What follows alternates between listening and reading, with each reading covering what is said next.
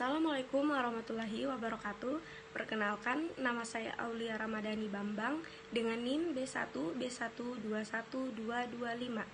Jurusan Manajemen Fakultas Ekonomi dan Bisnis Universitas Halu Oleo.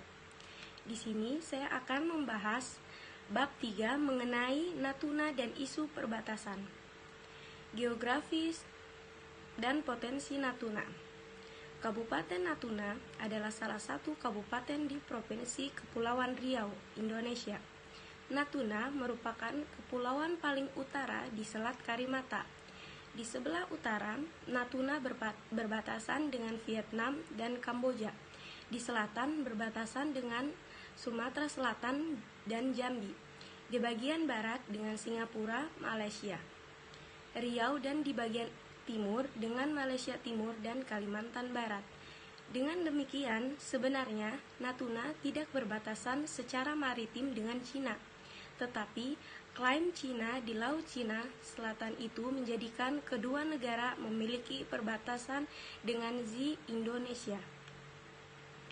Natuna disebutkan berada pada jalur pelayaran internasional Hong Kong, Jepang, Korea, dan Taiwan. Kabupaten ini terkenal sebagai penghasil minyak dan gas. Cadangan minyak bumi Natuna diperkirakan mencapai 14 miliar barel, sedangkan gas bumi 100 miliar barel. 35 Kabupaten Natuna dibentuk berdasarkan Undang-Undang Nomor 53 Tahun 1999 yang disahkan pada tanggal 12 Oktober 1999. Dengan dilantiknya Bupati Natuna Andi Rifal Siregar oleh Menteri Dalam Negeri Ad Interim Jenderal TNI Faisal Tanjung di Jakarta. Perubahan nama kawasan perairan Z di utara Kepulauan Natuna menjadi Perairan Natuna untuk utara memiliki beberapa arti, baik simbolis maupun arti nyata. Arti simbolis merujuk penegasan Indonesia terhadap kepemilikan laut. Natuna Utara dengan identitas Indonesia yang membedakannya dengan Laut Cina Selatan, yang sering disebut di dunia internasional. Dengan pengertian simbolis ini, Indonesia ingin mengabarkan kepada dunia dan khususnya ke Cina bahwa kawasan tersebut berada dalam Z Indonesia, bukan kawasan bebas, apalagi kawasan nelayan tradisional Cina. Kabupaten Natuna dibentuk berdasarkan Undang-Undang Nomor 53 Tahun 1999 dari hasil pemekaran Kabupaten Kepulauan Riau yang terdiri dari 6 kecamatan, yaitu Kecamatan Bunguran Timur, Bunguran Barat, Jemaja, Siantan, Midai, dan Serasan, dan 1 kecamatan pembantu Indonesia, Tebang Ladan. Seiring dengan kewenangan otonomi daerah, Kabupaten Natuna kemudian melakukan pemekaran daerah kecamatan yang hingga tahun 2004 menjadi 10 kecamatan dengan penambahan kecamatan Palmatak, Subi, Punguran Utara, dan Pulau Laut, dan jumlah kepulauan dan jumlah kelurahan desa sebanyak 53. Tahun 2007, Kabupaten Natuna telah memiliki 16 kecamatan. 6 kecamatan pemekaran baru itu diantaranya adalah Kecamatan Pulau Tiga, Bunguran Timur Laut, Bunguran Tengah, Siantan Selatan, Siantan Timur, dan Jemaja Timur, dengan total jumlah kelurahan atau desa sebanyak 75.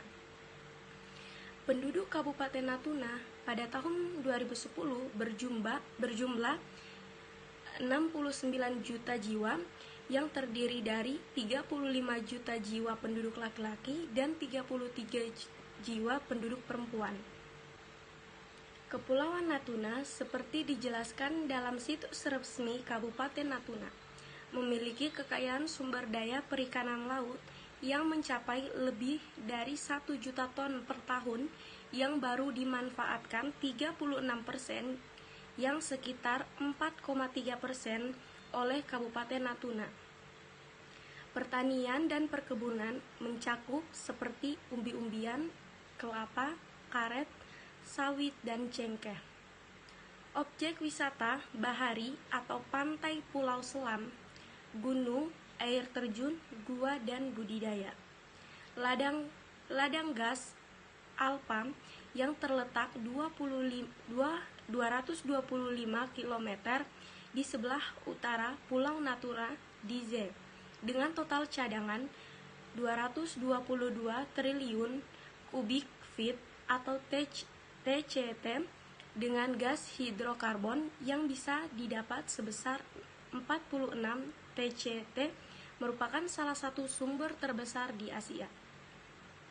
Dari penjelasan itu, tampak bahwa Kepulauan Natuna dan sekitarnya kaya akan sumber daya hayati laut dan sumber daya alam yang masih belum tergali di dalam laut seperti migas.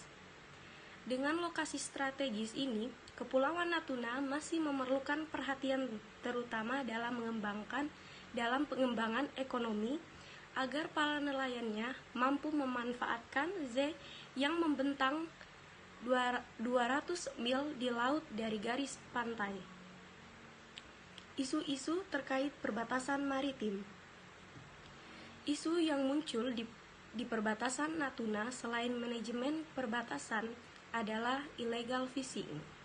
Menurut Adi Muswardi, keterbatasan manajemen perbatasan di wilayah perairan Natuna menyebabkan illegal fishing semakin sering terjadi. Hal ini tidak terlepas dari tidak adanya kerjasama dan kesepakatan dengan negara-negara yang berbatasan dengan Indonesia. Lemahnya pengawasan terhadap illegal fishing di Laut Cina Selatan dikarenakan 3 hal. Yang pertama, limitasi alami berupa Laut Cina Selatan dengan kondisi iklim yang menyulitkan kapal-kapal kecil seperti kapal patroli untuk berlayar. Yang kedua, minimum jumlah dan kualitas kapal patroli yang dimiliki pos TNI Angkatan Laut, di mana sebagian besar merupakan kapal yang sudah tua atau berupa kapal kayu, sehingga tidak layak untuk digunakan dalam tugas patroli batas wilayah laut negara. Yang ketiga, minimnya pengetahuan pengelolaan perbatasan oleh tenaga-tenaga pengaman perbatasan, sehingga tidak mendukung fungsi Hankam di perbatasan. Menurut Adi Muswardi, secara umum tindakan illegal fishing yang terjadi di perairan Natuna antara lain: yang pertama, penangkapan ikan tanpa izin; yang kedua, penangkapan ikan dengan menggunakan izin palsu; yang ketiga, penangkapan ikan dengan menggunakan alat tangkap terlarang; yang keempat, penangkapan ikan dengan jenis atau spesies yang tidak sesuai dengan izin.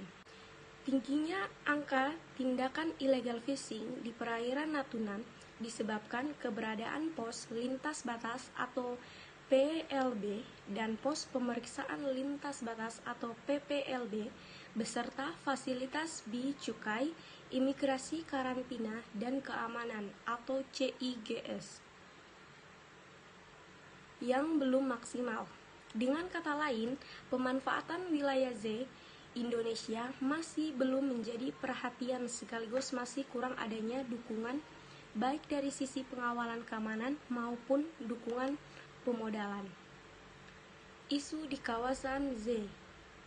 Indonesia mengenal zona ekonomi eksklusif berdasarkan UNCLOS 1982.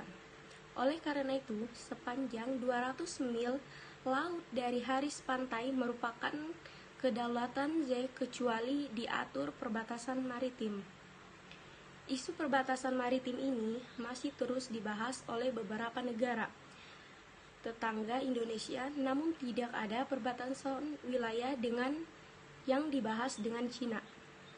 Hal ini dikarenakan secara fisik wilayah daratan Cina jaraknya ribuan kilometer dari Kepulauan Natuna. Oleh karena itulah, belum ada pengaturan perbatasan maritim dengan Cina antara Laut Natuna Utara dengan Laut Cina Selatan. Indonesia mengumumkan zona ekonomi eksklusif atau Z di bagian utara Natuna pada 1 Maret 1980. Batas zona ekonomi eksklusif adalah wilayah laut Indonesia selebar 200 mil yang diukur dari garis pangkal laut wilayah Indonesia. Apabila Z suatu negara berhimpit dengan Z negara lain, maka penetapannya didasarkan kesepakatan antara kedua negara tersebut. Haji Abu Thalib yang mengutip bab 3 pasal 4 UU nomor 5 tahun 1983 tentang zona ekonomi eksklusif Indonesia. Isu dengan Cina. Cina menyerahkan peta yang menyertakan 9 dash line di Laut Cina Selatan yang diklaimnya kepada PBB tanggal 7 Mei 2009. Cina mengklaim wilayah kelautannya berada di dalam 9 garis putus-putus yang diletakkan di peta Laut Cina Selatan. Cina mengklaim peta itu berdasarkan penafsiran historisnya, sehingga tidak ada standar internasional seperti tanggal penerbitan, koordinat, dan ciri peta modern lainnya. Terungkapnya klaim Cina tahun 2009 itu menimbulkan reaksi dari negara tetangganya termasuk Indonesia. Pada tahun 2010, secara resmi Indonesia menyampaikan protes di forum PBB dan mempertanyakan dasar hukum yang mengklaim wilayah Laut Cina Selatan dengan menggunakan 9 dash line. Indonesia menolak penggunaan 9 dash line sebagai dasar klaim perairan di Laut Cina Selatan bukan dengan UNCLOS 1982. Dengan hadirnya peta baru Cina, itu maka dimulai babak baru isu Laut Cina Selatan sejak negara itu mengklaim Spratly dan Paracel. Kawasan ini diklaim oleh beberapa negara ASEAN seperti Vietnam, Filipina, Malaysia, dan Brunei Darussalam. Itulah yang menjadi alasan bagi Indonesia sejak tahun 1990 untuk mengadakan workshop mengenai LCS yang merupakan pertemuan informal negara yang terlibat konflik LCS. Isu perbatasan maritim dengan Laut Cina Selatan yang diklaim Cina dekat Kepulauan Natuna tidak pernah menjadi masalah sampai tahun 2016. Dalam upaya menegakkan doktrin poros maritim dunia, pemerintahan Joko Widodo melakukan penangkapan dan penenggelaman kapal di perairan Indonesia, termasuk kapal-kapal nelayan Cina, sehingga timbul insiden di zona ekonomi eksklusif Kepulauan Natuna pada tahun 2016. Inilah peristiwa pertama yang menimbulkan ketegangan kedua negara karena secara terang-terangan kapal nelayan Cina disertai kapal patrol Cina beroperasi di Kepulauan Natuna. Indonesia pada 14 Juli 2017 menamai perairan di sekitar Natuna sebagai North Natuna.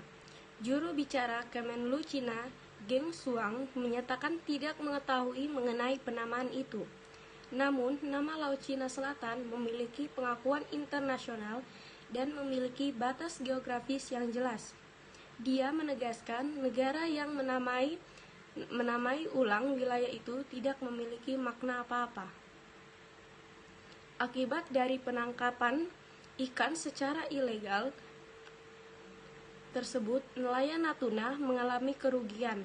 Seorang nelayan yang dihubungi antara menjelaskan bahwa pendapatan ikan nelayan Kabupaten Natuna Kepulauan Riau berkurang sekitar 75% semenjak Desember 2019 sampai Januari 2020.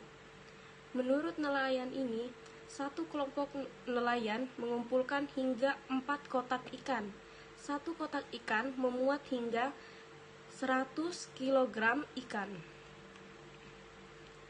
Penamaan Laut Natuna Utara merupakan bagian dari kebijakan Indonesia untuk memberikan tanda yang jelas mengenai kedaulatan wilayah zona ekonomi eksklusif.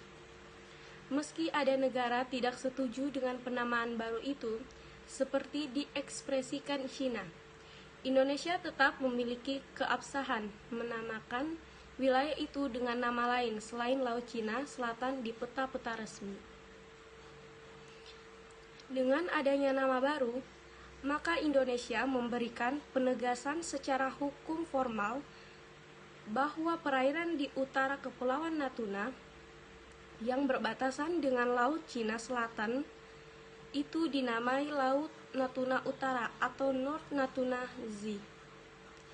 Di utara, perairan yang masuk dalam zona Indonesia itu terbentang Laut Cina Selatan yang memiliki klaim tumpang tindih antara Cina dengan Vietnam, Malaysia, Brunei, dan Filipina. Baik, itulah tadi materi mengenai Natuna dan isu perbatasan.